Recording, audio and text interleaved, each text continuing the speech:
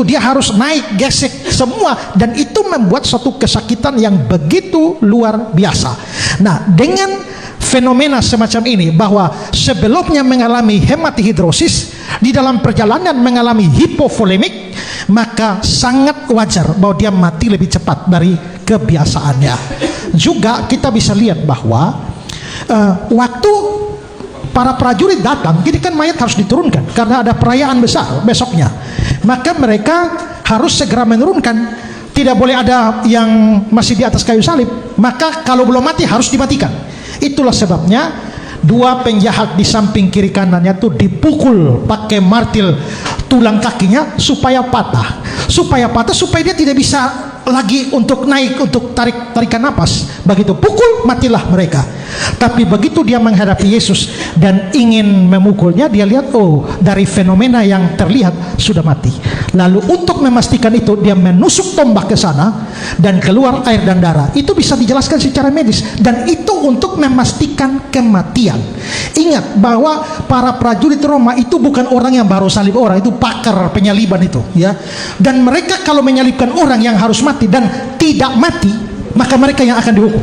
Itu tradisi zaman itu. Saudara lihat bahwa pada waktu kepala penjara Filipi di Kisah Para Rasul itu, ya, begitu ada kemungkinan bahwa Paulus lari dari penjara, dia langsung mau bunuh diri. Kenapa dia mau bunuh diri? Karena kalau sampai Paulus yang harus ditahan dalam penjara lepas, maka dia yang harus dibunuh. Karena itulah dia mau bunuh diri.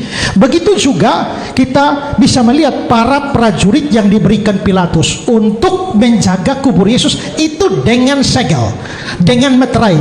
Berani kubur Yesus itu sampai mayat Yesus sampai hilang, maka mereka bisa dibunuh mati.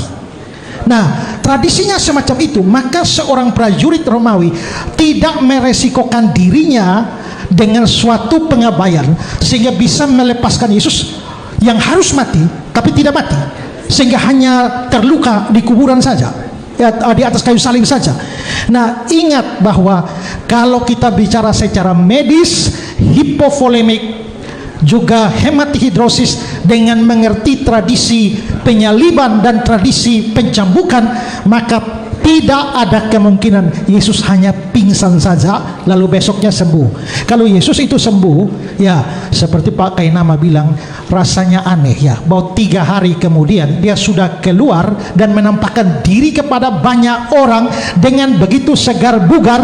Kalau dia mengalami penyaliban dan pencambukan semacam itu, 3 hari pasti belum bisa jalan. Tapi semua menyaksikan bahwa dia hidup, bahkan supaya memastikan bahwa